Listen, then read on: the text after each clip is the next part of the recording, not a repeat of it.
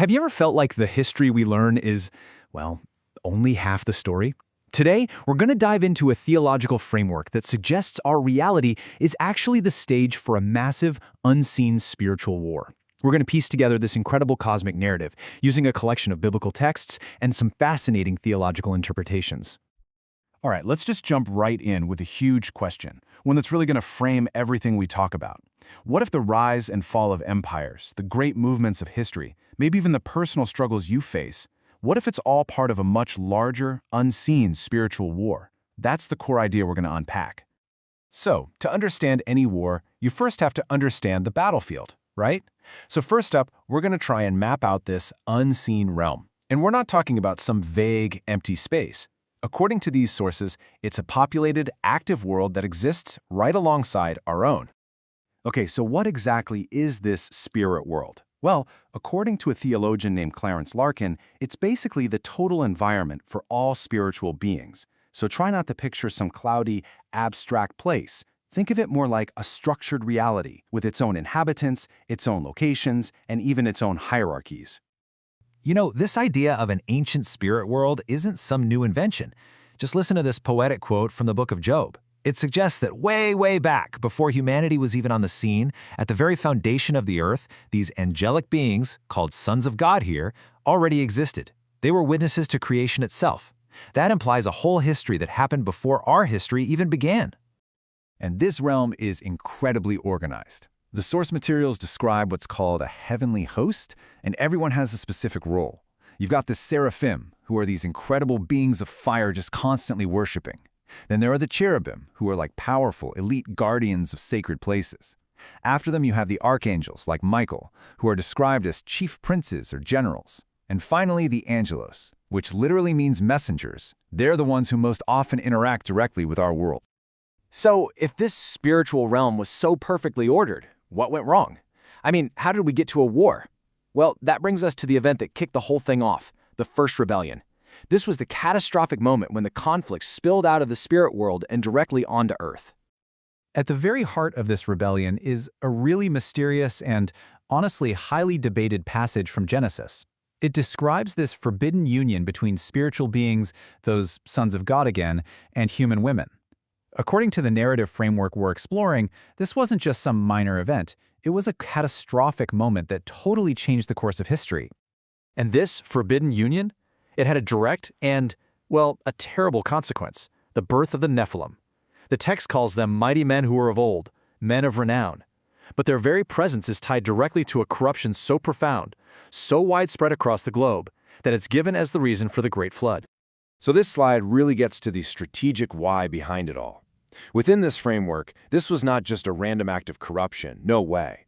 It's seen as a deliberate strategic move by Satan himself to contaminate the human bloodline, with one goal in mind: to stop a promised savior from ever being born, a savior who was prophesied to one day crush him.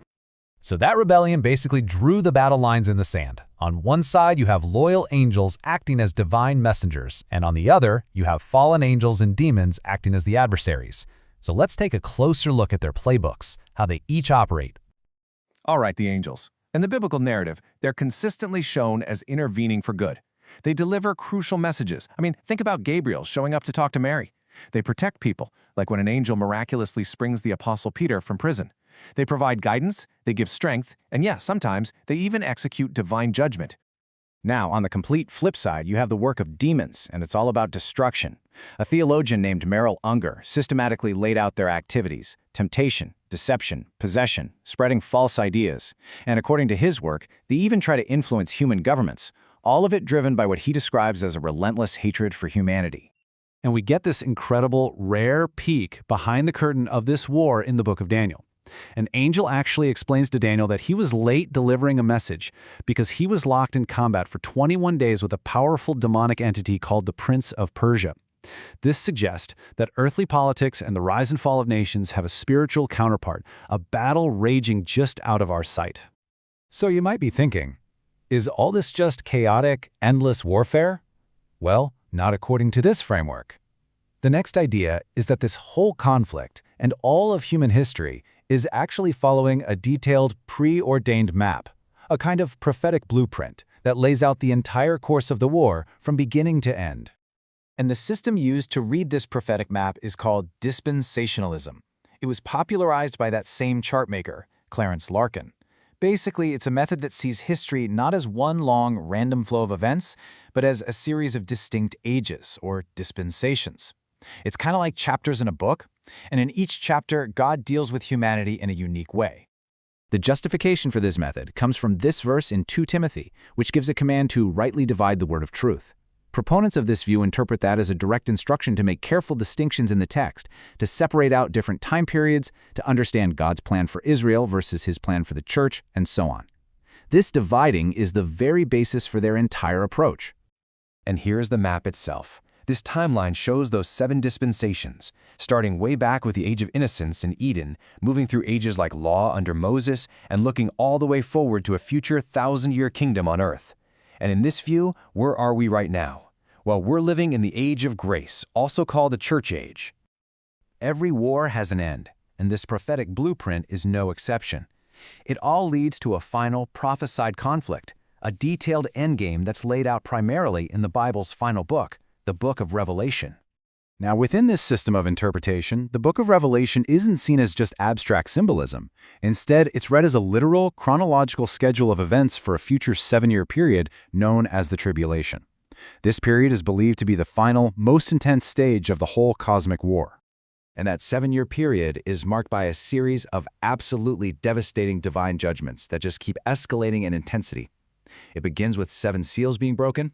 That's followed by 7 trumpets being sounded, which ushers in even greater calamities.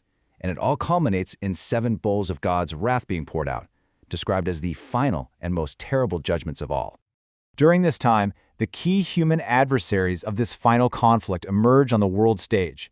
You have the beast, who you've probably heard called the Antichrist, a charismatic political ruler who rises to global power. And right beside him, you have the false prophet, a religious figure who performs amazing miracles to deceive the whole world and get them to worship the beast. This all builds to a dramatic and decisive climax. According to the prophetic blueprint, Christ returns to earth, defeats the armies of the Antichrist at the Battle of Armageddon, and Satan himself is bound in a bottomless pit. This is what finally kicks off that last dispensation, a 1,000-year kingdom of peace on earth, which is then followed by one final judgment before the eternal state begins. And so, we end right back where we started, with a powerful question. If this theological framework is in fact a map of an ongoing cosmic war, with a known beginning, a present conflict, and a prophesied end, then what does that mean for us? What's our role in all of it? Are we just spectators, or are we participants? That is something to consider.